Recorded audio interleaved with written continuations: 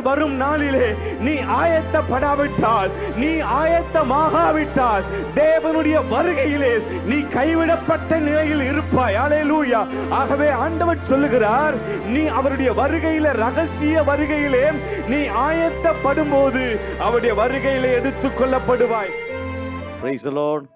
உலக இரட்சகராக இயேசுவின் நாமத்தில் உங்களை அன்போடு கூட வாழ்த்துகிறோம். ஒவ்வொரு வியாழன் இரவு 8:30 மணி அளவிலே 316 சேனலிலே உங்களை காண்பதிலே மிகவும் மகிழ்ச்சி. இன்றைக்கு நாம் விசேஷமாக தேவனுடைய வார்த்தை சிறப்பு பாடல்களை கேட்டு நாம் தேவனை மகிமைப்படுத்த போகிறோம்.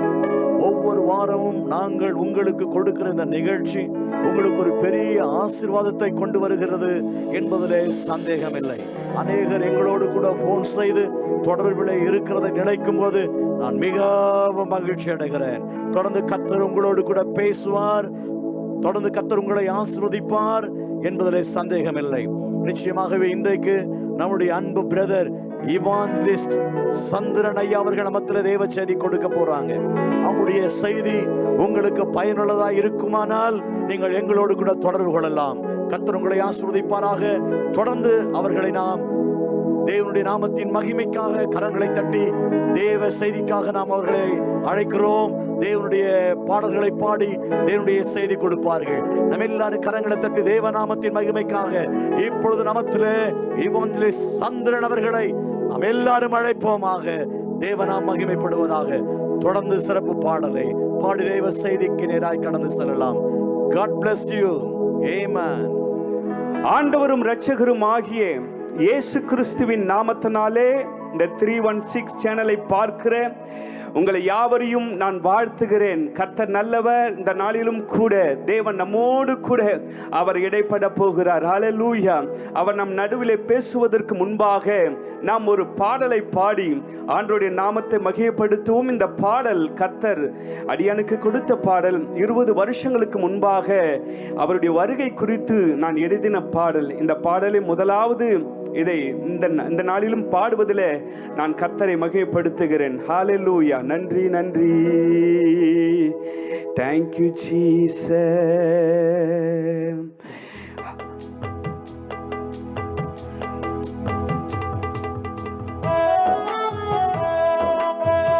கட்டளை பிறக்குதே, தூதன் குரல் ஒலிக்குதே, கர்த்தர் இயேசு வருவார் மேகங்கள் நடுவிலே என்று சொல்லி இருக்கிறவங்க எல்லாரும் கரங்களை தட்டி ஆண்டவரை பாடி அவரை மகிமைப்படுத்துவோம். தேங்க்யூ அப்பா.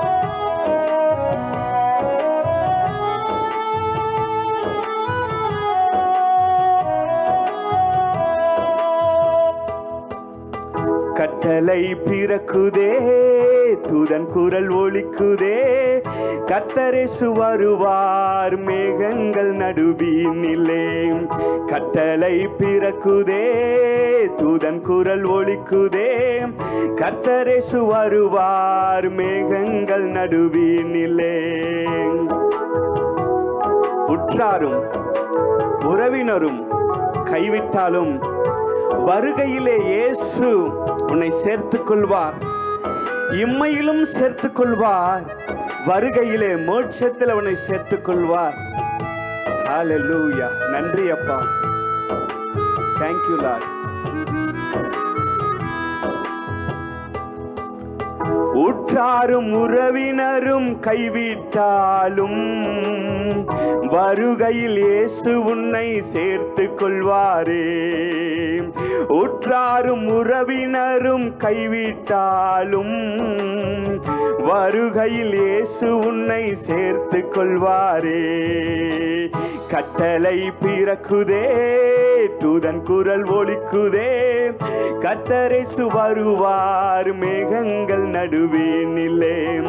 கட்டளை பிறக்குதே, தூதன் குரல் ஒலிக்குதே, கர்த்தர் இயேசு வருவார் மேகங்கள் நடுவினிலே.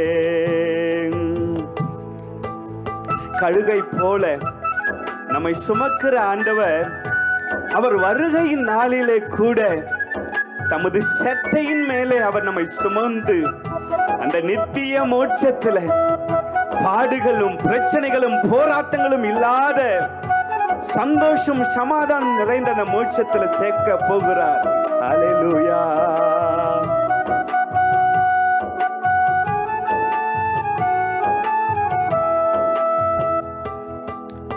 கழுகை போல நம்மை சுமந்து கொள்வாரே, சட்டையின் மேலே நம்மை வைத்துக் கொள்வாரே. கழுகை போல நம்மை சுமந்து கொள்வாரே, சட்டையின் மேலே நம்மை வைத்துக் கொள்வாரே. கட்டளை பிறக்குதே, தூதன் குரல் ஒலிக்குதே, கர்த்தரேசு வருவார் மேகங்கள் நடுவேனிலே. கட்டளை பிறக்குதே, தூதன் குரல் ஒலிக்குதே, கர்த்தரேசு வருவார் மேகங்கள் நடுவேனிலே. பாடுகள் சகிப்பவனோ பரலோகம் செல்லுவான், அப்பாவின் பாதத்துல அவன் நித்தமும் பாடுகளை மறந்து துதிக்க போறான். தேங்க்யூ அப்பா, நன்றி அப்பா, நன்றி அப்பா. ஒருவேளை பாடுகள் வழியா நீங்க கடந்து கொண்டு போயிருக்கலாம். கர்த்தர் உங்களுக்கு நித்திய மகிழ்ச்சியான பரலோகம் வைத்திருக்கிறார் என்பதை மறந்து விடாதீங்க. தேங்க்யூ லார்ட், நன்றி அப்பா.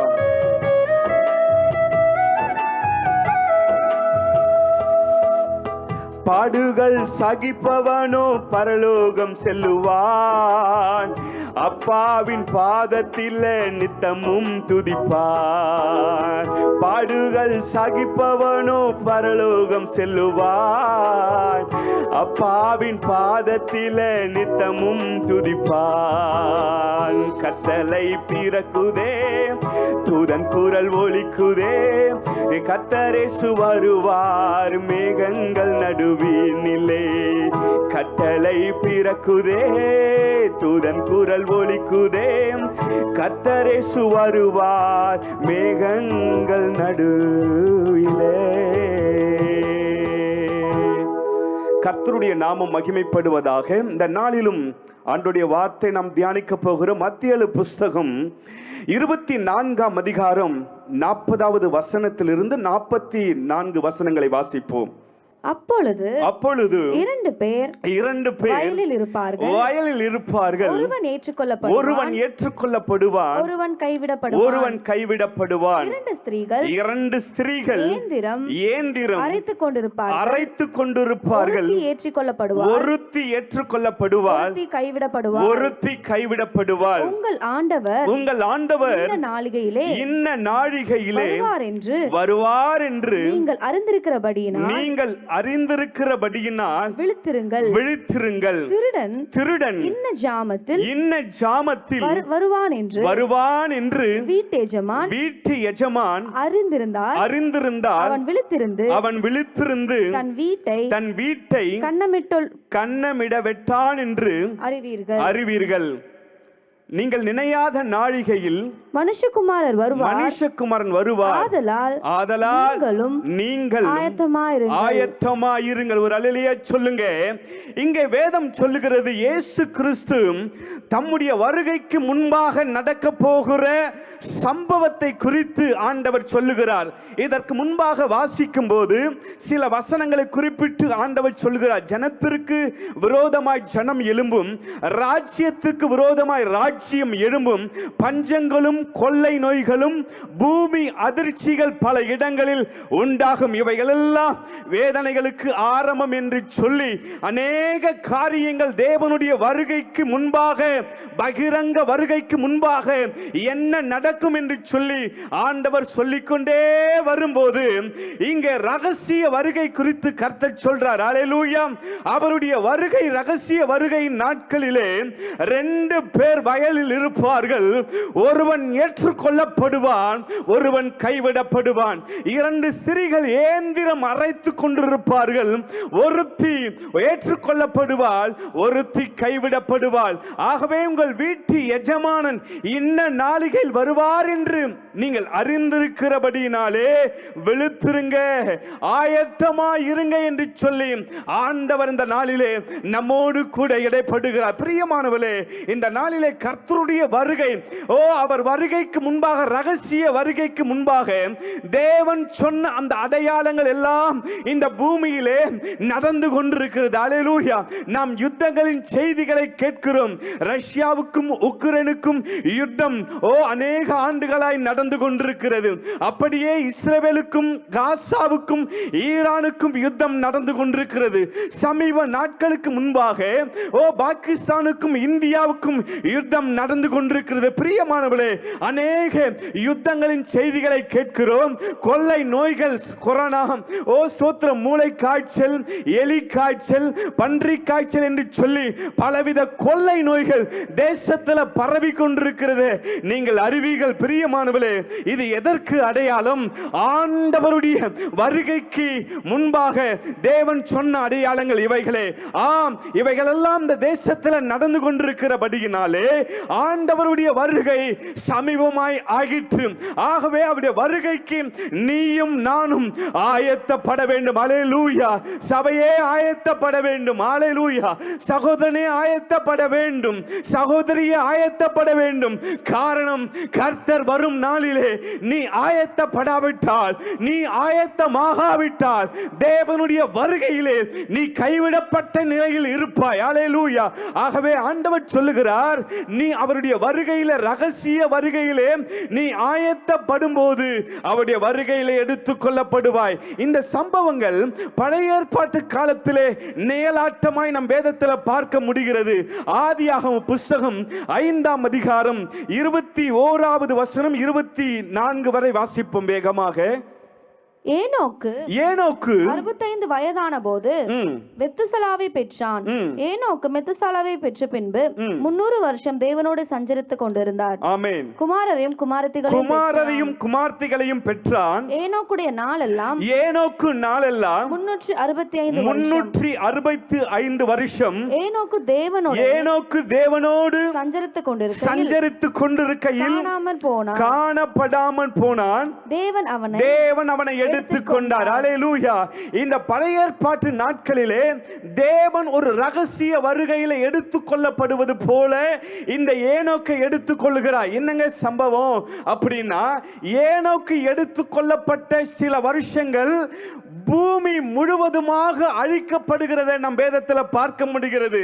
பாருங்க, ஸ்தோத்திரம், நோவாவின் நாட்களிலே இந்த சம்பவம், பெரிய மழை, பெரிய ஸ்தோத்திரம், பூமி பிரவாகங்கள், ஸ்தோத்திரம், கொந்தளித்து பெரும் மழையினாலே இந்த பூமி முழுவதும் தேவன் நிக்கிரகம் பண்ணினார். அல்லேலூயா.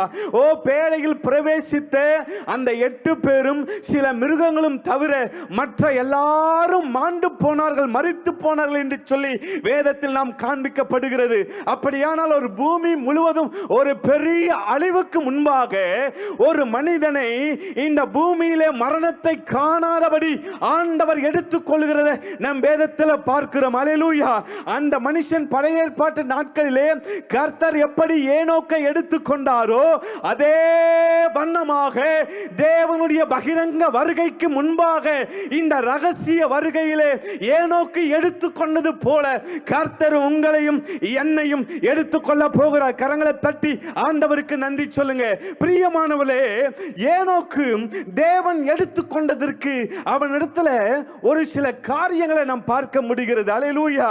இப்ப ஆண்டவருடைய வருகைக்கு, அந்த ரகசிய வருகைக்கு நீயும் நானும் ஆயத்தப்பட வேண்டுமானால் ஏனோக்கு பின்பற்றின சில காரியங்களை நம்முடைய வாழ்க்கையில் அதை கடைபிடிக்கும் போது ஏனோக்கு எடுத்துக்கொண்டது போல நீயும் நானும் எடுத்துக்கொள்ளப்பட முடியும். கரங்களை தட்டி ஆண்டவருக்கு நன்றி சொல்லுங்க. எப்படி இருந்தார் ஏனோக்கு அவருடைய வருகை எடுத்துக்கொள்வதற்கு முன்பாக? எடுத்து வாசிங்க. எபிரேயர் புஸ்தகம் 11ஆம் அதிகாரம் 5வது வசனம். விசுவாசத்தினாலே ஏனோக்கு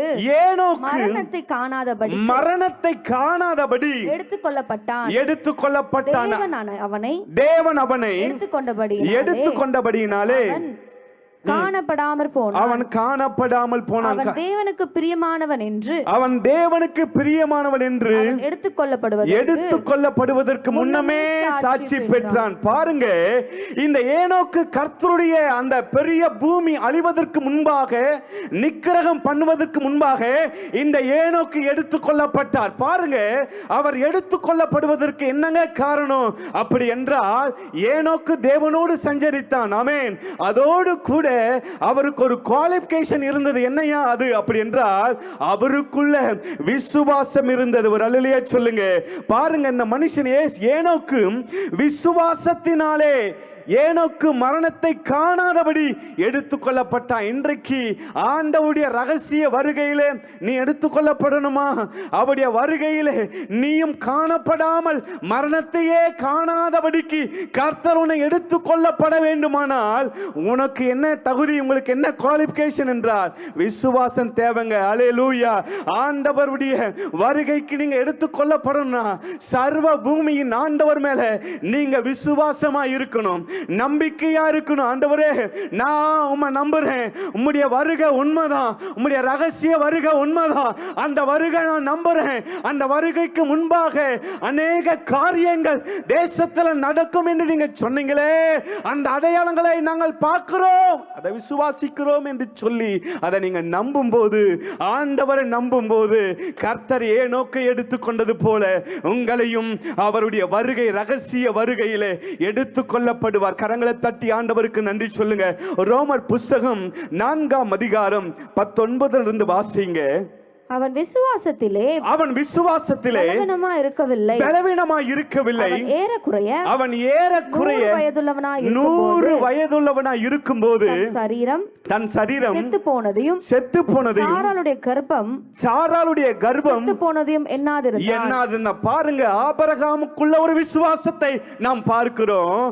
சரீரம் செத்து போயிடுச்சு, ஆனா செத்து போன சரீரத்தையும் தேவன் உயிர்ப்பிக்க அவர் வல்லவர் என்று சொல்லி ஆண்டவர் விசுவாசித்தான். அல்லேலூயா. விசுவாசத்துல ஆபிரகாம் பலவீனமாய் இருக்கவில்லை. பிரியமானவர்களே, இந்த கடைசி நாட்களிலே அநேகர் விசுவாசத்துல பலவீனமாய் இருக்கிறாங்க. ஒரு அல்லேலூயா சொல்லுங்க. அநேகர் சபைக்கு வருவாங்க, ஆண்டவரை நம்புவாங்க, ஓ ஸ்தோத்திரம், அவர்கள் வாரந்தோறும் ஆலயத்திற்கு வருவது உண்மைதான், ஆனா விசுவாச வாழ்க்கையில அவர்கள் எப்படி இருக்கிறாங்க அப்படின்னா பலவீனமாய் இருக்கிறாங்க. பிரியமானவர்களே, பலவீனமாய் இருக்கிற மனுஷன் தேவனுடைய ரகசிய வருகையிலே எடுத்துக்கொள்ளப்பட முடியாது. ஆகவே ஸ்தோத்திரம், ஏனோக்கு விசுவாசம் உள்ளவனாய் இருந்தான். ஆபிரகாமு கூட விசுவாசத்துல பலவீனமாய் இருக்கல. அவர் சரீரம் செத்து போனாலும் உயிர்ப்பிக்கிறவர் மேல விசுவாசமாய் இருந்தான். பிரியமானவர்களே, அப்படிப்பட்ட விசுவாசம் உங்களுக்குள்ள இருக்குமானா கர்த்தர் உங்களை எடுத்துக்கொள்வார் என்பது எந்தவித மாற்றமில்லை. இரண்டாவது காரியம் ஏனோக்குள்ள பாருங்க, எடுத்து வாசிங்க. 11ஆம் அதிகாரம் 5வது வசனம்.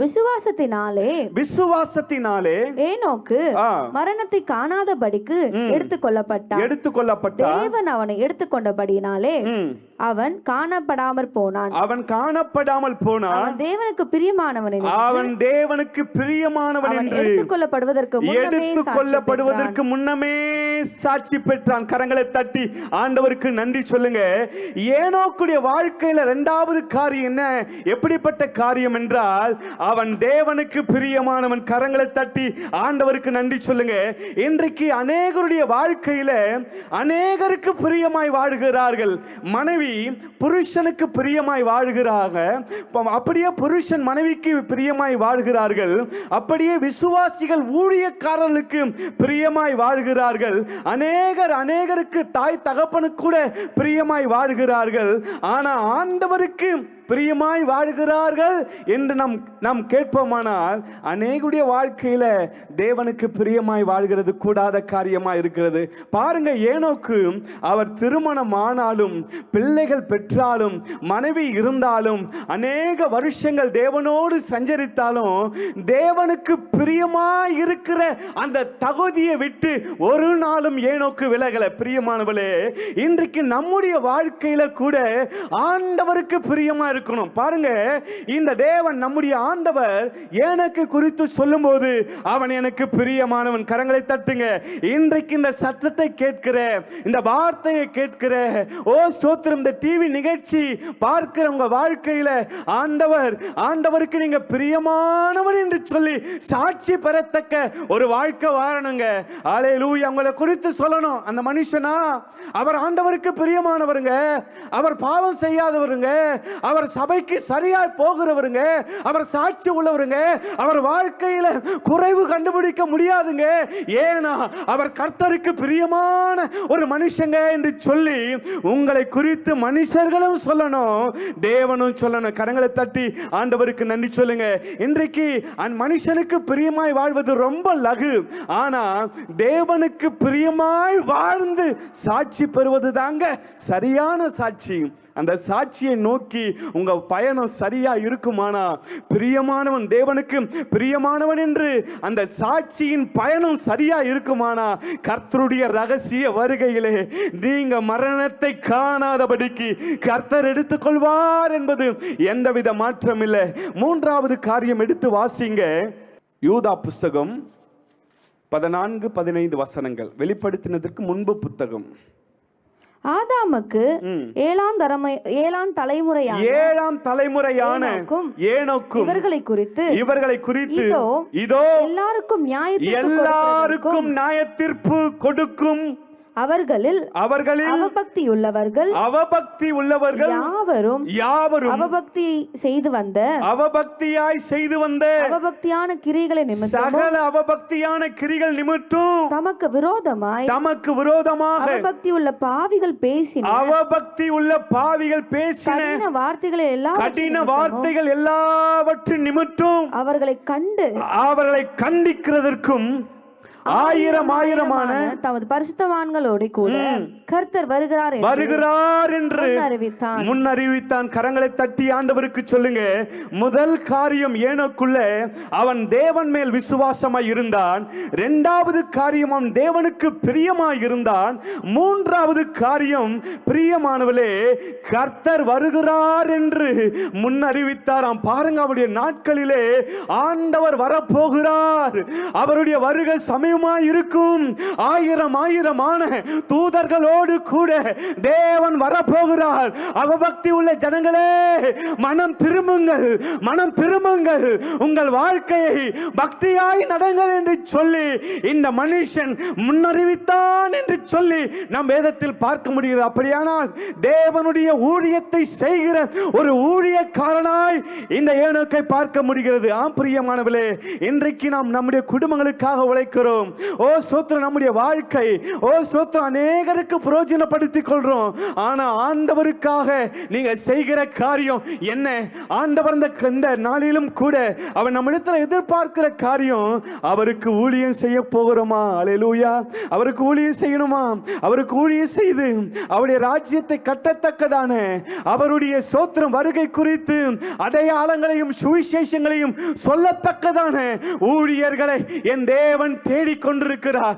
ஏசாயாவை பார்த்து ஆண்டவர் சொன்னார், யாரை நான் அனுப்புவேன், யார் போவார் நமது காரியமா என்று சொல்லி ஆண்டவருடைய குமுறுதலை ஏசாயா கேட்டபோது, ஆண்டவரே என்னை அனுப்பும், நான் போகிறேன் நமது காரியமா என்று சொல்லி அந்த தேவ மனிதன் தன்னையே ஊழியத்திற்கு தேவனுக்கு ஒப்பு கொடுத்து ஊழிய பாதையிலே பாடுகள் வந்தது, உபத்திரவங்கள் வந்தது, போராட்டங்கள் வந்தாலும் தேவன் அழைத்த அழைப்பின் நேராக ஏசாயா கடந்து போனார். பிரியமானவர்களே, ஓ ரிச்சர்ட் ஒம்ப்ரான் என்னும் மனுஷன் பல வருஷங்களுக்கு முன்பாக வாழ்ந்த மிகப்பெரிய ஒரு பரிசுத்தவான். அந்த மனுஷன் இந்த பூமியில வாழும்போது அவரை பிடித்து அடித்து அவரை கட்டி வைத்து இந்த இயேசுவை பற்றி சொல்லக்கூடாது என்று சொல்லி துன்புறுத்தினார்கள். அவரை அடித்தார்கள், ஆணிகளால் அடித்தார்கள், கைகளால் அடித்தார்கள். அவரை அநேக பாடுகளில் வழியாக ரிச்சர்ட் ஒம்ப்ரான் அந்த பாடுகளின் வழியாக அவரை உபத்திரப்படுத்தினார்கள். ஆனா 7 ஆண்டுகளை கழித்து இந்த தேவ மனுஷனை ஒரு நாள் விடுவித்த போது, விடுதலை பெற்றுக்கொண்டு வந்த போது, அந்த நாளிலே கர்த்தருடைய ஊழியத்தை செய்தான் என்று சொல்லி அநேக சரித்திரத்தில் சொல்லப்படுகிறது. அப்படியானால் ரிச்சர்ட் உம்பரான் 7 வருஷம் ஜெயில இருந்தீங்களே, நீங்க ஃப்ரீயா ஒரு நாள் ரெஸ்ட் எடுங்க, ஒரு மாசம் ரெஸ்ட் எடுங்க. இல்ல இல்ல, கர்த்தருடைய ஊழியத்தை செய்ய ஆள் இல்ல பிரதர். கர்த்தருடைய கனமான ஊழியத்தை செய்ய ஆள் இல்ல பிரதர். அவருடைய வருகை பற்றி பேச ஆளே இல்ல பிரதர். நான் சொல்லட்டும் என்று சொல்லி ஆண்டவருடைய சுவிசேஷங்களை சுமந்து கொண்டு போனார் அந்த தேவ மனிதன். அப்படியானால் நீங்கள் ஆண்டவருக்காக ஊழியம் செய்ய உங்களை ஒப்புக் கொடுப்பீர்கள். ஆனால் என் தேவனுடைய வருகையிலே தேவன் உங்களை எடுத்துக் கொள்வார். ஓ, ஏனோக்கு எடுத்துக் கொண்டது போல கர்த்தர் உங்களை எடுத்துக் கொள்வார் என்பது எந்தவித மாற்றமில்லை. இந்த டிவி நிகழ்ச்சியும் இந்த சத்தத்தை கேட்டு இந்த யூடியூப்பின் வழியாக ஒருவேளை நீங்க பார்த்து கொண்டிருக்கலாம்.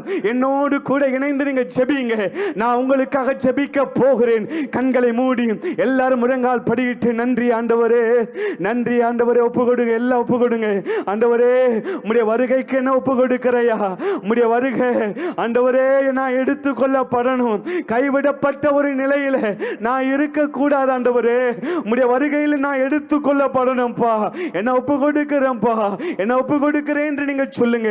உங்களோடு நான் இணைந்து ஜெபிக்கிறேன். உங்களுக்காக நான் ஜெபிக்கிறேன். பரலோக ஆண்டவரே, இயேசுவின் நாமத்தில் ஜெபிக்கிறோம். என்னோடு இணைந்து ஜெபிக்கிற ஒவ்வொரு தேவ பிள்ளைகளுக்காக ஜெபிக்கிற ஆண்டவரே, உம்முடைய கரம் ஒவ்வொரு மீது இறங்கி வரட்டும்.